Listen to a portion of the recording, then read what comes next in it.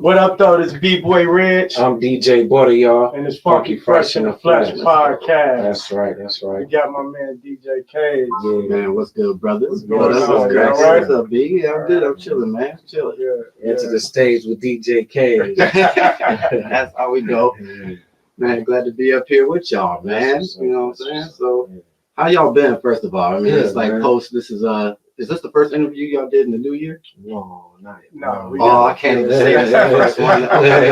All right. Yeah. Well, we can always, did y'all put the other ones out already? No. Okay, so you see, the first DJ. I'm the first DJ. All right, and I'm actually, the first. wait a minute. Oh, no, you're not the first DJ on the show. But yeah, you're the first DJ. This year. Yeah. All right. Well, yeah, not on the show in general. I've seen quite some talent on y'all show. So that's what makes me proud to be on the show, with y'all. Plus, I'm sitting next to a legend in the flesh, Right. So let's go. That's what's up.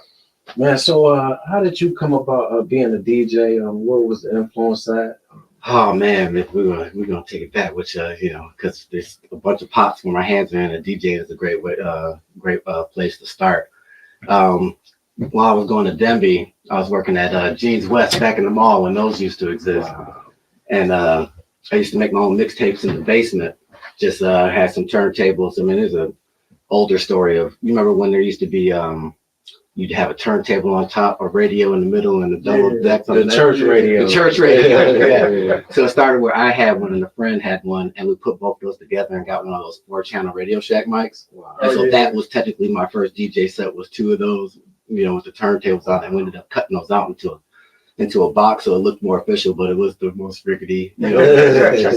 But that's how determined, to do it I was. But so parents seeing that, and they bought me my first turntable, and then working at the mall at that point, started buying my own equipment. So I got enough to get like a decent set, and then started making mixtapes because Record Time was my spot. Used to go there at the time when DJ Godfather was a salesman there. He used to just work there flipping records and Hut. And so after doing mixtapes, so Jeans West used to let me, this was back when jitting music and techno was hardly even played on the radio. What year was that? This was like 96, 90, 95, 96, maybe even 94, 94, 95. So then, so Jeans West used to let me play the techno because people would walk by in the hallways and people would stop and be like, oh, okay, this spot might have something going on. And they would come, and then we'd sell them clothes. But at the same time, if they came in and asked about the music, the store would allow me to sell my mixtapes there too. So that was a good lookout. So I basically had a shop in the mall, and this is all pre-social media. So I wasn't able to say, yeah, come down to the mall and get these mixtapes, but I was able to sell them just from people who were already hooked by it. So it was easier. So DJ Polo ended up being one of those folks. He was walking by, and he just came in for like, whose mixtape is this? Like, that's that guy right there, back there selling the 250 shirts over there or whatnot. So he came over, and then we chopped it up, and he invited me to some cabarets that he was doing, and then he eventually became my mentor after that. So if he had a show, I was just right there with him. Rado Lounge was the first club that I started DJing at with Ray O'Shea on the east side, because at that time I was staying on Harper and Outer Drive area. So so heavy east side influence. So shout out to Ray O'Shea and the Rado Lounge. And so that was where I was, first putting in my first skills, and Polo was the first person where certain techno songs DJs we really like. And then we get to the club and we just can't wait to play it, but nobody in that club ever heard that before. Or maybe it's a little too eclectic, and he was one of the first people just to be like, kind of settle you down with that. Like, there's ways to break some of those things in, but also play more to the crowd than yourself. And so a lot of those lessons came from him, and working at that club, was a good foundation. Did you ever play like a new record and it didn't go well? I mean, that still kind of happens to this day. Sometimes something comes out on the radio, and and you think, oh, well, this is what you. And sometimes as a DJ, I was, there's like certain things that I don't even really like it, but they play it all the time, so maybe there's just this. They must love it. You play it and find out, no, they don't really love it either. So I'm gonna go back to playing what I normally play. So it still happens to this day, but I can't really recall like a straight up skirt moment. But I'm sure it's happened to all of us at some point. But I've been doing that for a minute, so Was It'd be it hard to remember that. was it ever a record you played and it didn't really catch in the club, and then maybe like 2-3 weeks later it was like See, everybody? there's a bit of that too, because Right. especially as a DJ, you always have your ear to the ground, and sometimes you're following certain channels or websites, or sometimes it was hand to hand back in the day where you just got it before anybody else got it, and you know this Right. that's too like part of being a good host. Right. You gotta really like make it a moment or something. You know how Right. Flex and all those guys, they Yeah. World premiere. Yeah, world premiere, they make it like that. Zillion Yeah. bombs on it. And Yeah, see, I've never been one of those kind of DJs that. So I'm more like a Terminator X, where he speaks with his hands, Yeah, right? right. And then I'm like open to having MCs with me who get the crowd hype and stuff. But me, I feel like I want you to pay more attention to the music per se, and I'm so focused on doing this and then getting to the next thing and reading the crowd, and then if it ain't working within real quick, I'll flip that so quick that and that's how I really like to flow. But if I'm standing there putting my hands up and then talking, Right. most of the time I'm not really doing that, and Yeah. I could just hit play button on certain things for doing that, and that's not really what I got. Right. You name your top 3 DJs. Ooh, DJ Qbert, because I like the scratch. So DJ Qbert was a heavy influence. I've been getting the Super Seal records and stuff like that, and making sure try to get some of those Transformer scratches in. And then wow, of course, I mentioned Terminator X. I guess as far as like if he's actually part of the production team and stuff for a lot of those Public Enemy tracks as well. So as far as what I like is a DJ / producer. Right. Growing up, one of the other things that was a heavy influence for becoming a DJ was listening to like an Eric B. and Rakim, or DJ Jazzy Jeff and the Fresh Prince, where at that time, of course, it was like you had the rapper and the DJ, but on those albums, the DJ also got his own song. Right. And so those would be some of my favorite songs. Sometimes listening Go to the straight DJ. to him. Right. And so back in the day, I would sit like the Christmas present with at some of my Christmases would be, that's how much my parents knew I was into music. So I'd have like a boombox. So I would sit there with the boombox on my lap and then pretend I'm doing whatever the cuts is in the record. So before I even knew I was going to be a DJ, that was the earliest influence for that. So I forget what brought that up, but yeah. So I guess so Rakim. Rakim and Eric B. So I guess Eric B. Yeah, they said Rakim scratched on those records. It's crazy. Right? Yeah.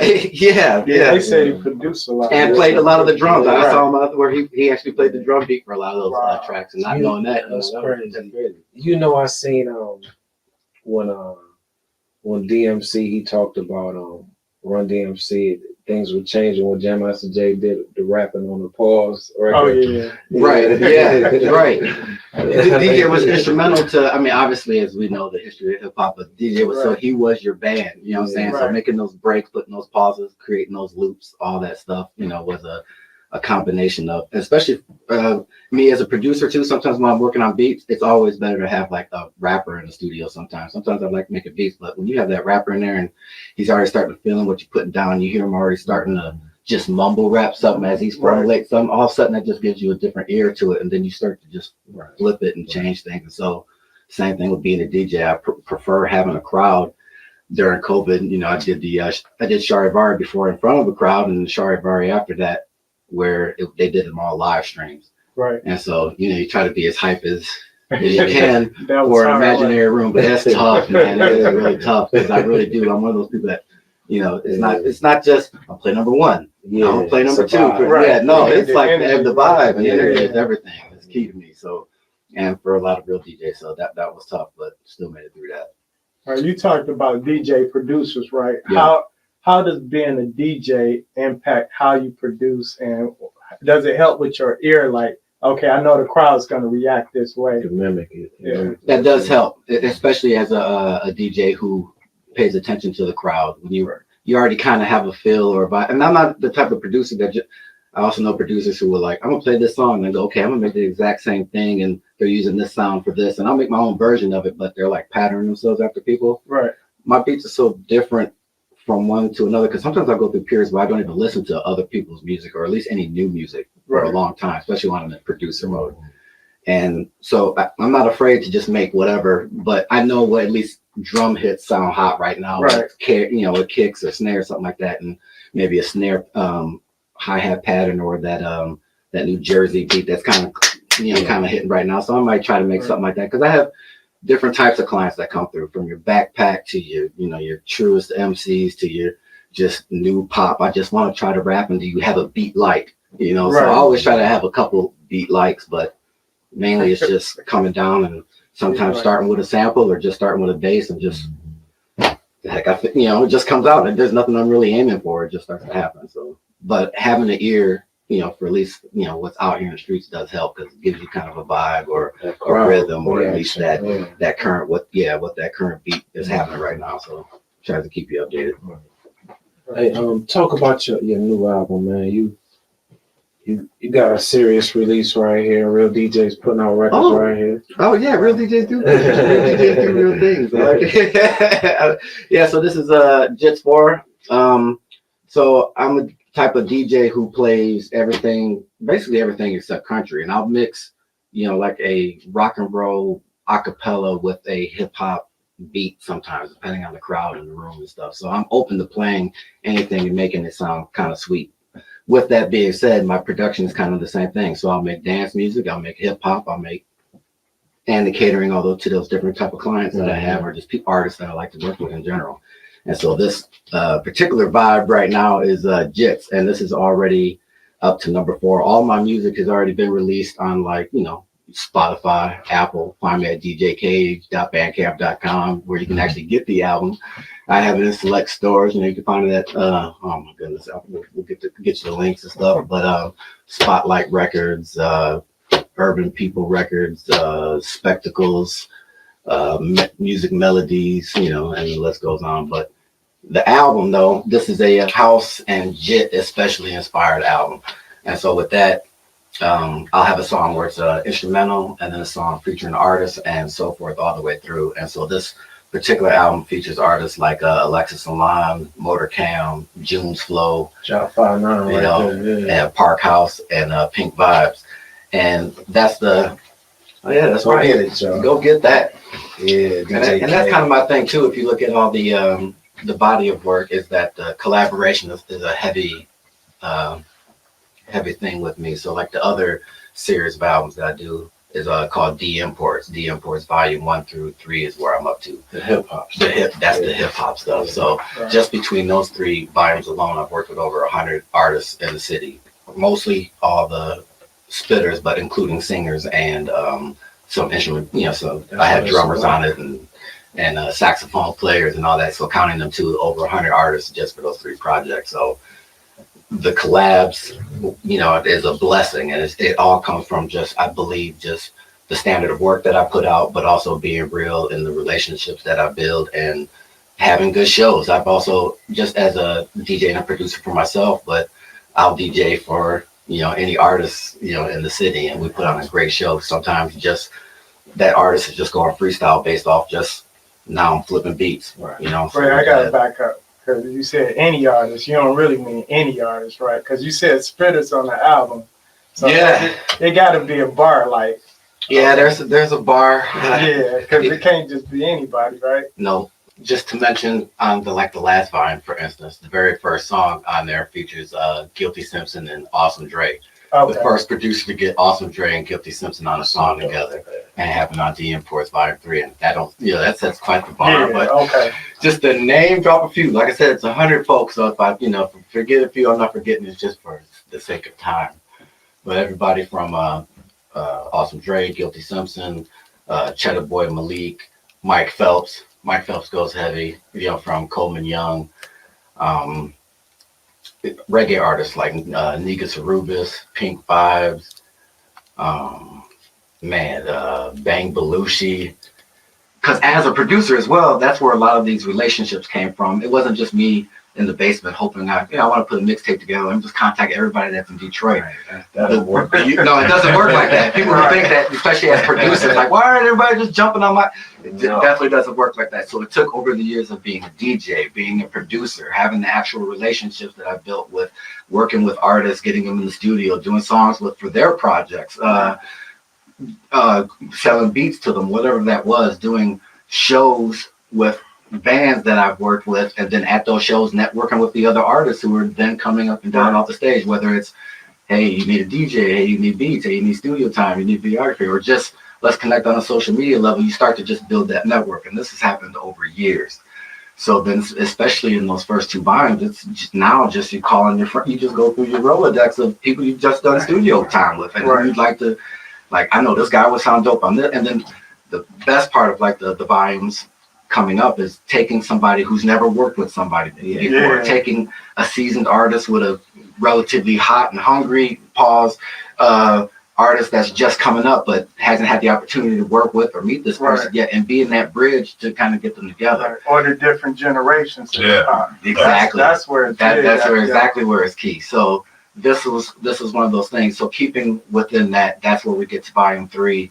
And so by that point, I've gotten all my friends in it. I've gotten the people who I felt like were some of the hottest people that just killing it right now in the game.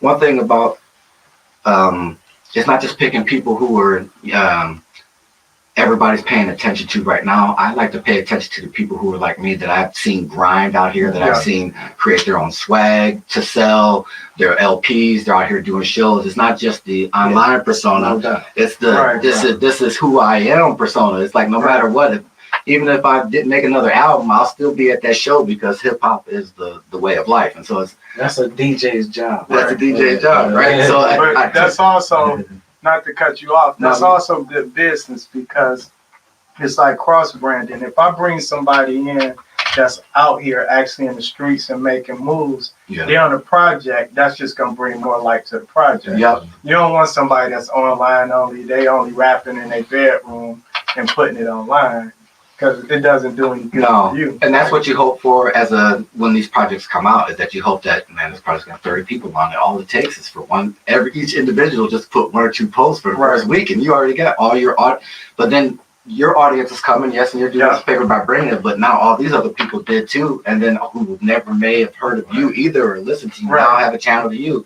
And so that's you touched on an excellent point with that, because that's I've talked to so many people about this, even just in the pitch of doing it with folks, that's the key. Let's just bring it all together and all talk about it. A lot of MCs are antisocial, so you gotta really kind of, hey man, this Leroy, this is Jeff. Right. The MCs are so competitive, and we gotta be friendly. Right. You know what I'm saying? And especially there's the Detroit mode of you've heard the crabs in the bucket, so it's like as soon as somebody gets a notch, they kind of want to put you down and they want to be in that place. But I've also felt like in the last couple of years, and it may have taken like a little bit of backseat when COVID hit, but especially leading up to that, I've seen more collaborations and more openness for the generational stuff as well. At least here in Detroit, Bizarre working with Loki and all these other working with everybody. So just having that cross-pollination, which is also only going to help the new cats coming up, because a lot of it was competitive. The older cats were here first. We got the Brooks of it. Awesome Dre started with LA as competitors. So look how close knit that was, and how and of course, speaking on that, you had to be at a bar to even be heard of at that point. So then when it got to an era where everybody could be heard, you quote unquote the real will kind of put their step down. Okay, well, we're not messing with y'all, and then that's where the young heads were like, well, screw y'all old heads, and we're gonna do our. So then there was the separation, and then the sound became what it did. But I believe in the last couple of years that we were kind of cross-pollinating that again, and reaching back and giving some of that information, which is helping and building the craft. So getting back to the craft, which is all about Gets the D Imports Volume 3, where we brought Guilty Simpson and Awesome Dre together on the same track to explain exactly that, the craft to the students of hip hop. So that's exactly what it was all about. And that was a good way to. Who got the call first? How did that? I was lucky enough to have already a relationship with Guilty Simpson. There's a project that I work with Mike Phelps called Grand Design. We've done a couple shows, and Guilty Simpson opened up for us. And built on, ever since that opening, I've built a relationship with Guilty where I've been able to give him some beats, or he's come over here to knock a bunch of studio time out in one day, and we would work that way. So that was done. But then there's that, as we talked earlier about, by the time you get to like Volume 3 and you've knocked all your friends out and your best relationships out, what I wanted to mention was that there's the bucket list artists. There's the, man, wouldn't it be dope to get to work with this person? Or I had this person's tape in my car back in the day. Like, wouldn't it be dope to work with this cat, and reach out to them, and then also have them be receptive. Like, yeah, I've actually seen or heard some of the stuff you've done, or send me the track and I'll see what's up with it, and have them respond like, this is fire, I can't wait to get in. And that was one of those situations. And so the craft speaks on having the craft, somebody as a producer, a DJ, having the ear to put these two magnificent artists together, and then being able to put the video together out, you know, at the end of the day was, you know, a blessing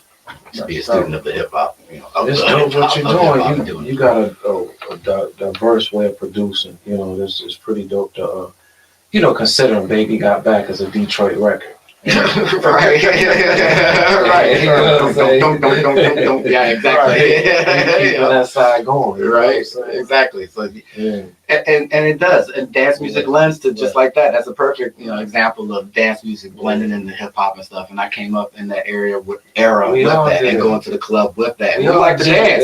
We like, even if we couldn't jit, we at least like to try. I could jit better in a chair. Like, this is probably the best jit right there.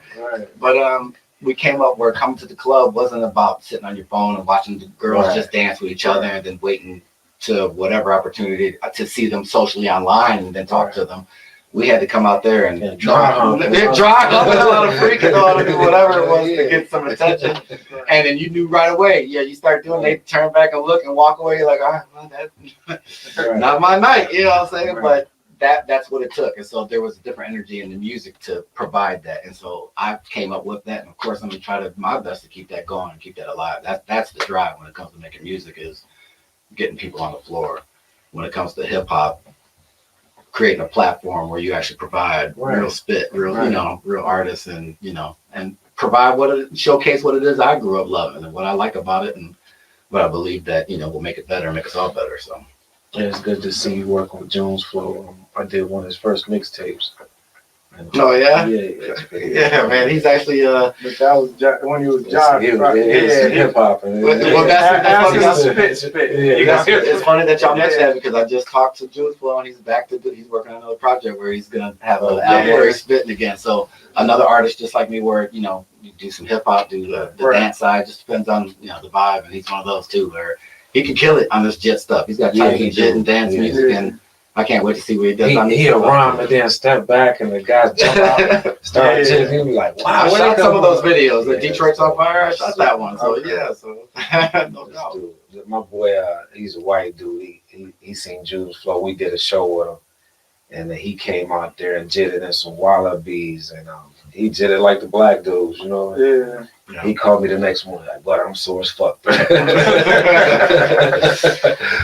I had asthma. That was pretty much my excuse. That was, you know, so I'm just staying in one place. All my activities is one place. I didn't play sports. But I DJ. I just sit here, you know. Produce. I just sit here. And maybe videography is the thing where I got to move the most, and I get a sore back from that nowadays. But, you know. Other than that, Substance 810, who's another cat coming up. If y'all haven't had a chance to holler at Substance 810, I hope y'all get a chance to holler at this cat. Another cat that's just like coming up new, but keeps that original roots of hip hop sound and vibe, and with his spit and with his beat choices and everything. And I've had the opportunity to do some beats for him. And I had this other thing, street raps, which I'm sure we'll talk about when we get to the video stuff. But this hip hop show where it's just basically meeting I guess I go into it right now. Street raps, where you basically meet an artist right on the street, usually in their hood or neighborhood or something that's a spot that's relevant to them, and then we'll just have an interview for 10 minutes first, and then right after that they'll just spit bars. Usually it's acapella it's all acapella, but usually it's off the top of the head, or it's maybe from their favorite 16, but they'll spit it without a beat, just right there on the street. Substance 810 is, and same thing with that. So that's another thing that just speaks to always trying to have collabs and you know, giving back and then working with and trying to create platforms, you know, for the community as a whole is kind of another just part of you know, what I've tried to always be about as well in this thing. You ain't trying, you doing it. I'm doing it, right? Yeah. So is it as a DJ, is it any music that you play because the crowd demanded and but you don't like it? I hate the name drop in this area. Yeah, you don't have to. Because as a DJ, you hate to leave, you know. You gotta play Pound Town. We got right. Sometimes, as a DJ, you want an audience to explore. Sometimes you're like, I'm gonna play stuff for y'all, or ways music together in ways y'all haven't heard it, or songs that y'all have never heard, and that crowd is already receptive to that, as you know, as the vibe is for the location, or for you as a DJ, or it's we came and you're gonna be the best jukebox that you can be, you know, and make it exciting, you know, and play this. By the way, I asked for it like 2 minutes ago without a tip, you know. But, so you do as a DJ get stuck in all these different categories, right? I gotta play ice.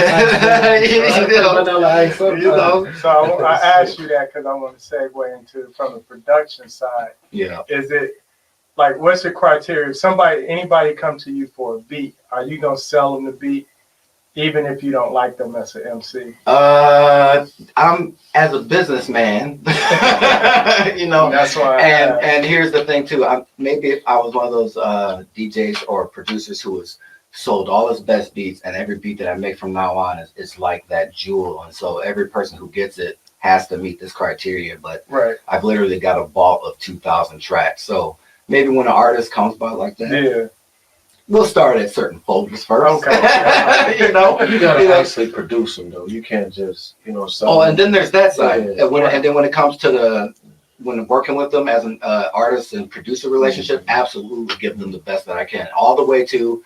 I've had it come to a point, even with somebody that I knew personally, that was like, if I say where from, they'll know I'm talking about them. But got them in the studio, and it was one of those people that they, you know, it's their first time rapping, and then you get them on the track, and every time you start to track the first 16, every time they start to rap on it, okay, you did that, you kind of falling off, and let's work on this, let's do it again. And every time they restart, they start and do it differently.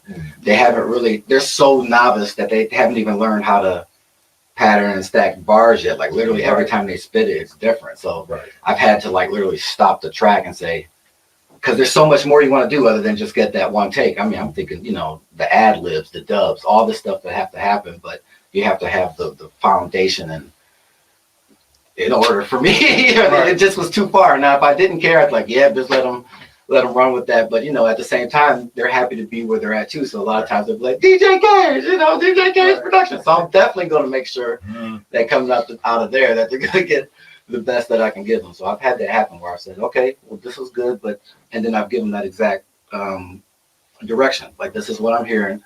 Try to, when you come back, have this, and, you know, this is where you write it. And then they've literally come back, and I finished the whole CD with them and did the greatest that we could do. But he started his rap career basically, you know, kind of off of that. So I literally had to stop somebody and tell him to come back. So you gotta kind of help them be coachable a little bit. That's all. So you just there's a way to approach it. You just explain what a producer is. Right. Some people make beats, some people actually produce the artist, and you're producing a finished product. It's not, here's the beat, go rap to it. You're coaching them through the whole process. And I'm just collecting. So here, I'll just hit the on button and run with it. And then, you know, I was scrolling. Oh, you done? Okay, good. All right, that's a rap, and not even mix it or none of that stuff. No, it's not like that. It's exactly as you said. It's, you know, try to. And then plus, I know a lot of them really want to do this too. So why not, if at some point, and I've done that too, been the mentor. I've had mentors in my life. So I've actually been mentors as a producer to a rapper relationship. I can't come to them and tell them how to write their bars or what to rap about, but I can tell them how to syncopate, how to ride a beat, how to, you know, find the rhythm in the track, how to find a certain thing in it to syncopate luxury, you know, you just say, hey, come, you don't have to look at your watch in the studio, you know, I'm not rushing you out, come do a good song, you know, that make a difference too. Yeah, you know? Huge difference, especially even just picking beats. Same thing. I'm not gonna put you on the clock just because we're sitting here listening to music. Sometimes as a producer, there's that side of it too. I want to showcase. I want to show off what I've been doing over the last couple months and hold up in the basement like, you know, you like this one, you gonna like this one. So tell us something, man. You DJ Kage, you produced Awesome Dre, man. You did a song with the legend, man. How was that like? You did a video for him too? Yeah, we did a song for the on DM Force Volume 3, like I said, with Guilty Simpson and Awesome Dre. That song was called The Craft. And of course, as a videographer, which is the other side of the game, I feel like when we talk about that with the elements of hip hop, so to me, graffiti videography is like the new graffiti now. to a degree, where that's what's painting and telling the story. You know, back in the day, graffiti artists, especially in Brooklyn and New York, they write it on the train, and that's what told the story around the town, because the train went around the story and told everybody what they were tagging or what they were spitting about. But that's what's telling the stories of the artists now. I mean, the artists are literally having their own biographies now online and stuff, because somebody could be right there with an iPhone and capture it all for them now. So I feel like that's another pillar. So that, for me, that is huge. So even though as a job professionally, that's where I happened to go, was the television production side of things. But as a hip hop head and as a DJ and as a producer, of course that lends itself right back to everything I'm already that I have my hands in. So doing tons of music videos is another key. So man, if I could rap, I've got it covered. I'd have the music, the studio covered, and the videography, but I got everything behind the scenes covered for you in one place. I call myself a one-stop shop, but I've been able to have the skill to be able to kind of touch it all and be pretty decent at it. I've heard the phrase, if you're a jack of all trades, you're not a king of anything. But I feel like, you know, I'm a jack of all types of things, but DJing, producing, and doing these videos, I'm pretty doing some king shit on this stuff. So, you know, let's go. Hey, let me ask you about the videos, right? So just like you actually produce the artist, when you're shooting the video, are you just showing up and letting them spit, or are you kind of directing them? They got the whole thing. So then there's different sides of that. Sometimes it's actually a artist to artist relationship. Sometimes there's an artist that I really enjoy working with, and so it doesn't matter the budget. I'm gonna put, like you said, the drone into it and go all out with every skill that I have to make this the best that I can make it. Right. And then it's a business too. So then I have packages that start at, and you know, I'll give you 4 hours with a camera and 1 or 2 locations, and we'll get as much done as we can get done. Right. And whatever, we can come up with a storyline if you want, or if it's just a bando video, have all your homies in it and show up and show off, whatever it is. But I'm open to doing that and pulling it off well, hopefully, you know, for every artist, you know. And the music is key too, especially if I really feel the music. I, you know, tend to go even extra. It just happens because it's just like when you're into that beat, that extra head nod, it's just like you don't mind going that extra 8 to 10 to 12 hours editing, just because like you're more into it. So that really helps too. And I've been blessed to work with great artists that have good music, so that's key as well. Question on the videos, right? Yeah. So, you ever work with an artist, they fire in the studio, you seen them perform, but then they get in front of that camera and they just like stiff and shy? Yeah. How do you get them out of that? Because I have a little bit of that too. That's why everything I do is behind the scenes, right? There's a story that I like to tell where, so you put me on stage behind turntables, I'm up there doing tricks, and you know, and I don't talk much, which helps, so I don't have to really interject with the crowd. That's key. But I say party people, right? And that could be where some of my stage pride won't allow me to do that, so I make up for it in the skill, right? But you could put me on a stage in front of a large crowd with thousands of people, and I've been there. Luckily, yeah, I played almost every stage in the city except was it Fox Theater? I think Fox Theater, because we did. I was on Fox Theater for the 50, the top 200 to 100 artists contributors to hip hop in Detroit. So I was there and nominated for that. By the way, but as far as doing a show, I think the Fox is the only stage in Detroit that I have yet to do a show at, and the Movement Festival is the only festival I've been yet to get booked on yet, which are like some of my, you know, knock on wood, those are like my, you know, bucket list things as far as artists in the city. That would be some key milestones to be a part of. You know, talk about you know, nowadays they're saying college is not important to you know, conquer. You went to college, man, and talk about what you learned from college. You know, you seem pretty organized with, you know, who you are. Well, probably thankfully for college, that's probably where it happened, because high school was not it. I was just one of those people that during my entire school experience, we moved a lot. So I was just one of those kids that, and that's part where the shyness or the uneasiness comes from. And I know there was a question to that about working with an artist who's uneasy. Right. Don't let me forget that, because sometimes I tell a background to get to the actual, to get to the answer. For that though, yeah, because don't let me forget, because now and that's the other thing about being ADHD.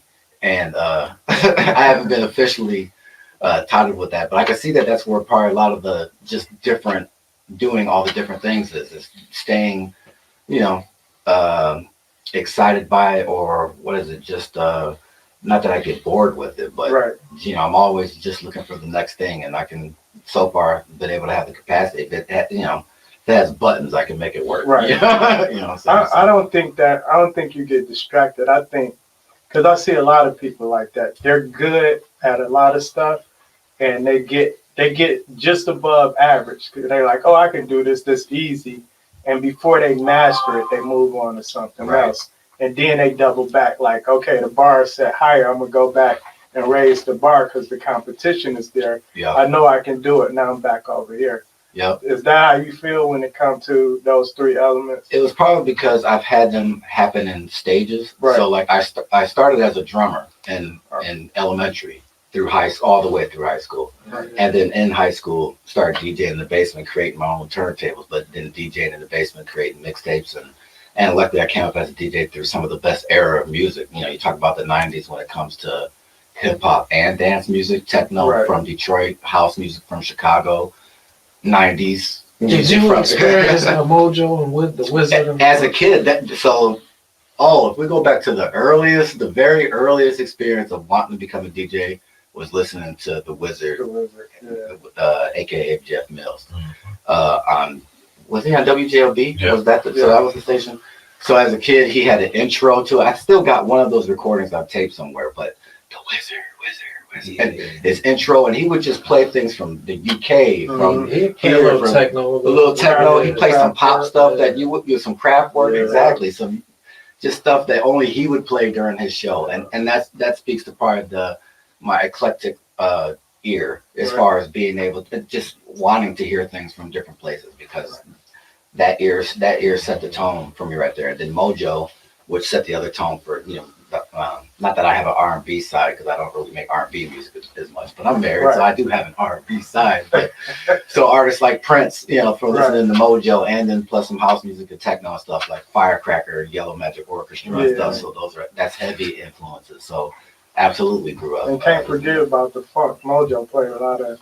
Parliament. But I grew up with that in the house, so that was just like. But sometimes by the time you hear it, it's like, okay, you know, I've heard that all day already. You know, that's all the parents used to play was the Funkadelics and Parliament and stuff, which is another good resource. I had parents with good ears, you know what I'm saying? So I would hear good music coming up. I think so. You know, that played a large key. So starting in drumming.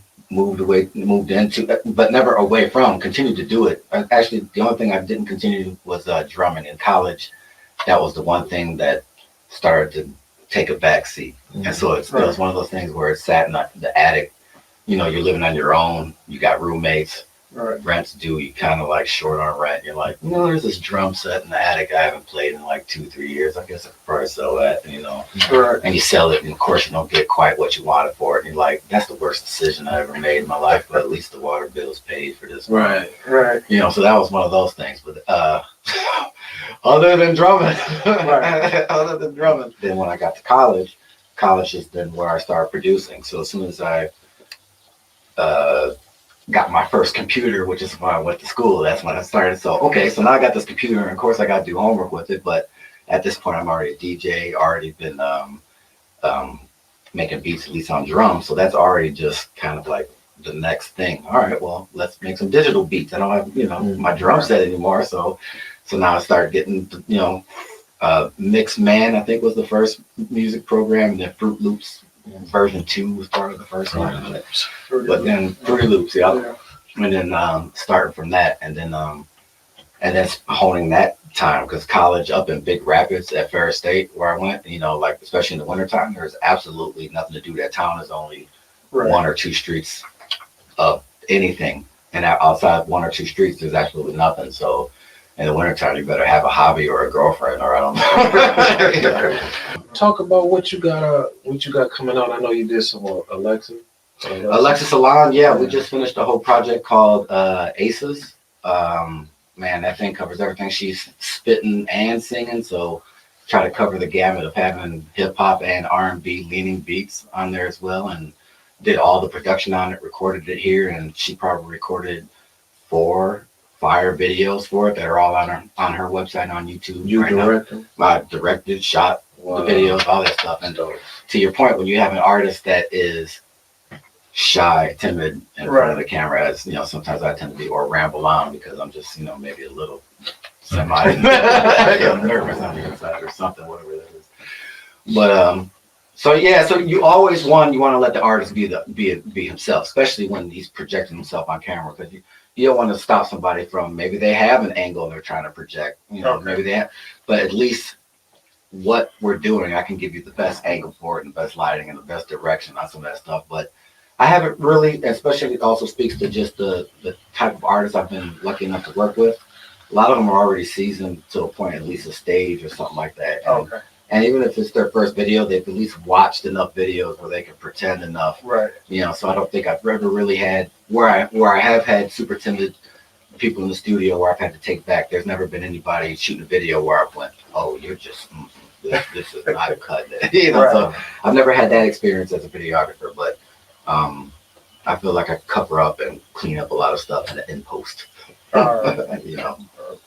Man, what words you got for our culture and the music scene? It's a lot of tragedy going on.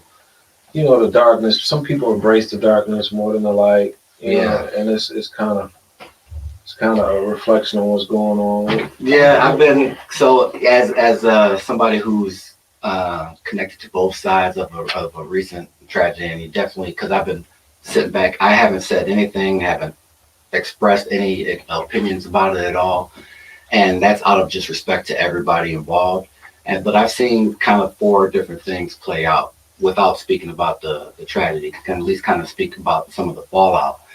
But just real quick, just God bless the family that was most tragically hit by this experience. You know, we're all feeling the loss, and it's a great loss. So I see people who are just trying to say, I'm falling back. I'm getting, you know, calls from all this stuff. And mind you, a lot of people who just have been watching or been fans of, they see and they kind of get an idea based on who you work with, who you shoot with, who you studio time with, you know, who you've been on stages with. They get an idea. So you'll get people, yeah, I've seen you at that thing with this person. So they'll try to hit you up. And mind you, I'm sure like a lot of artists that are involved just in the community. It's in Detroit's a well tight-knit community. We tend to support each other in a lot of different ways. And so we tend to come across each other in a lot of different ways. So I feel it and see it, you know, from, you know, a lot of people. Yeah, we're gonna get Reg in here to bust some rhymes in the studio. I'm gonna get him back. I got the booth, I got the beats, make a video afterwards. Butter always pulling me back. Man, come get on this project.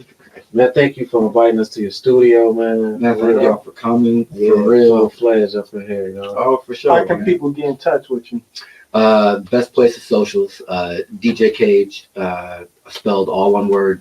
I like to spell it all lowercase. It's just kind of like a thing I do graphically, but as long as you spell it one word, you're gonna get all the links. So DJ Kage, Kage with a K. Hit me up on Instagram, DM. That's probably the best way, and take it from there. All right, sounds good. Thank you, man. Funky Fresh in the Flesh, and we out. Check us out on Spotify, iHeart, That's right. YouTube. Like, share, and subscribe. Another page with DJ Kage, right? Man, thank you. I'll get the album cover right quick. And give me that. Right. It's all good, y'all. Thank you, bro. No problem.